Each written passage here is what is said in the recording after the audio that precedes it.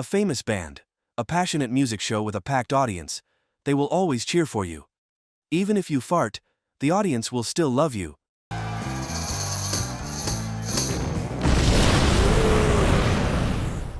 That's what rock roll lovers like Peter, Quagmire, Cleveland, and Joe desire.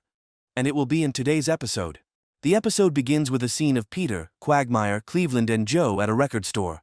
Ah, the record store. Full of the greatest albums of all time and the employees who hate every one of them. Contrary to the enthusiasm of everyone, the expression of the cafe owner seemed annoyed. Thank you, bearded failures. You know, it's stores like this where you learn about the real history of rock and roll. Not the watered-down version you get in every movie about a musician's life. Yeah, all those biopics are the same story. Unsupportive parents, hit song, band turmoil. Having giant horse teeth and dying of AIDS, all of them are exactly the same. While searching for records, each person in the group began to tell funny and interesting stories, sometimes expressing admiration to the point of exaggeration about the rock stars they had met or heard about in the past. It was in the 1960s on a beautiful beach in Venice. What do you say you and I form a band? A band? But this is the 60s. We don't have nearly enough floppy heads of hair to do that. Actions always contradict words. That very night, Jim broke into the room of an attractive girl. Jim Morrison loved me 2 times. Well, Jim, I'm flattered you broke into my home, but I have a serious boyfriend and I think you should leave. But I'm a rock star. However, as a person with experience in relationships and having studied his partner carefully, Jim brought out the poetry collections that no one could understand. The caterpillar, a tiny hair snake? Nay, because of his many, many legs. The snake-apilla. Now, I do have a boyfriend, but I'm also a free spirit. That's my fun little way of saying I'm a slut. Despite the fact that she had a boyfriend, the two began an intense night right in her room. The next day, the band officially debuted. From the very beginning, Jim suffered from a terrible stage fright, so he performed with his back turned to the audience. To reduce stress, he drank strawberry Nesquik. It helped him feel confident in facing the huge audience below. My fart's stuck in the pants. Well, get it out. We've got a show to do. We all feeling good tonight? I know I'm feeling good.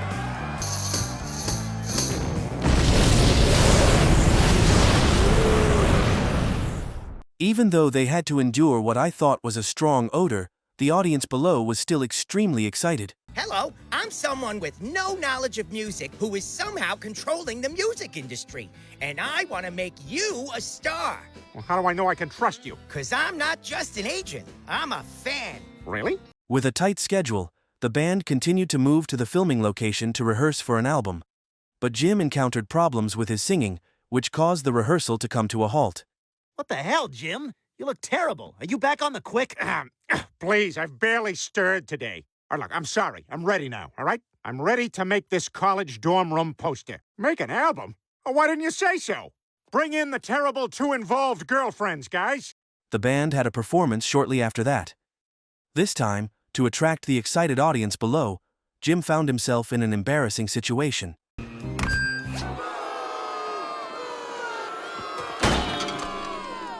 Feeling discouraged due to his declining career, he was found using heroin and drowned in the bathtub.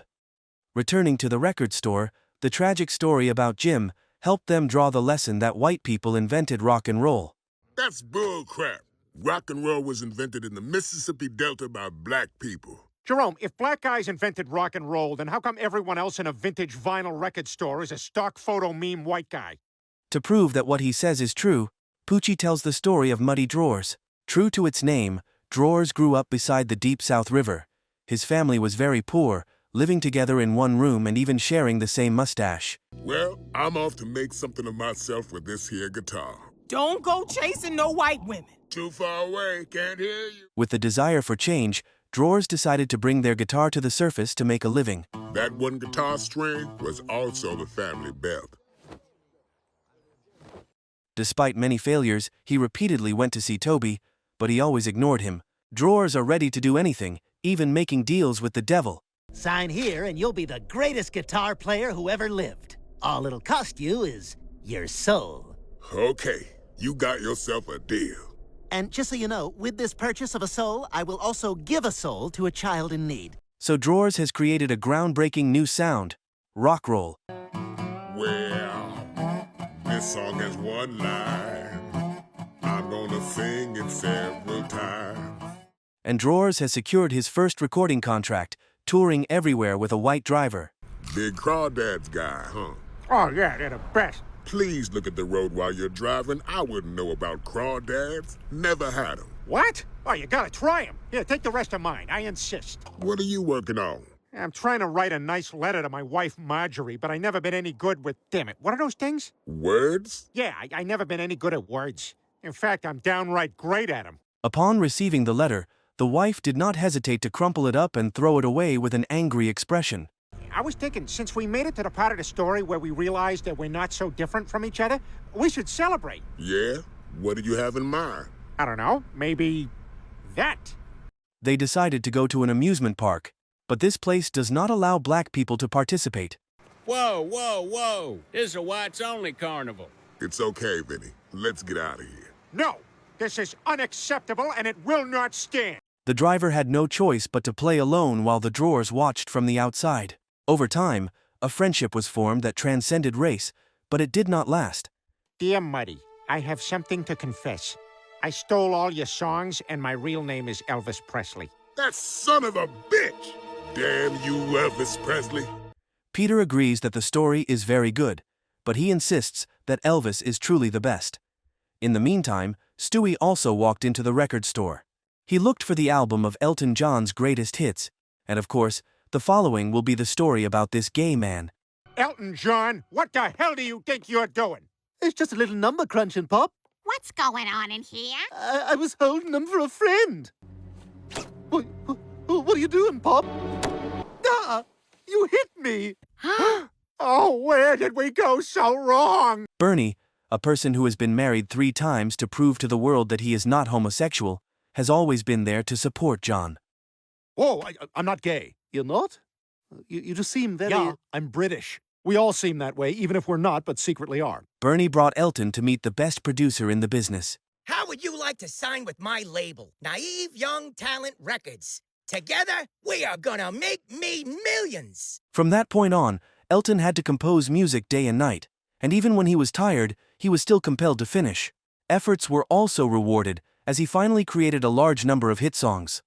For the first time performing at Dodger Stadium, Elton was very nervous because he had never stepped onto a stage before. Whoa, dude, no. I'm just a straight moment of clarity. Oh, I'm sorry, I didn't... But his reflection had walked away, never to return, and he had to do his own makeup. In the days that followed, Elton participated a lot in partying, especially at the party in Hollywood Hills, where he had to walk up a long hill. I don't know, you didn't get a triptych. Hey! What's the cocaine sitch like at that party? Enough to kill a Belushi, but you probably don't want to come. It's a real sausage fest over here. The party caused him to experience some health issues, and he had to be hospitalized. Look at me, at some hospital next to a Denny's by the airport. All day long, it's just Denny's and the Jets. Well, we can, but I'm not sure you'll like it. Returning to the record store, the men, after sharing countless stories, began to go settle their bills. While standing in line to pay, they remembered the man they considered worthless: Steve, Dale, Bobby, and Rob. John, Steve, Paul, Dale, George, Bob, and and Ringo. Robin. Who? Steve, Dale, Bob, and Robin. The trash men. Oh. And this is the reason why they see you as trash. About the bed.